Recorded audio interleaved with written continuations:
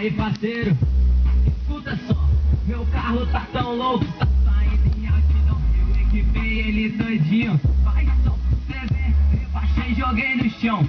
Painel com DVD, tem mole do filme. Painel, meu som, turbo, nitro, aro, neon, marcha, volante, pintura, cilindro, tudo organizado. Cê vai vir rachar comigo, tô te esperando lá naquele ponto, mas esse não demora, porque hoje tem encontro. Quando você me vê, encosta no meu carro, olha e pensa bem, vê se tá todas as recadas. No sinal a vir, te dou 5 segundos, meu carro tá no street, tá no estilo vagabundo.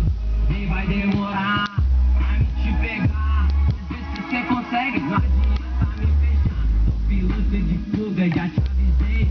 Antes de rachar, pensa, conta até 3. Você acha que consegue? Vai, tenta sorte, mas cuidado com o desvio, cuidado com o sorte.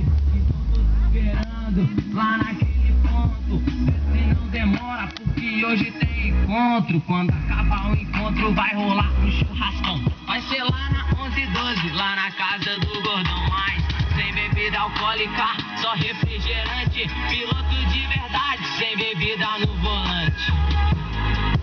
Sem bebida no volante. Aham. Aí, queria agradecer os moleques que incentivaram. Gabriel,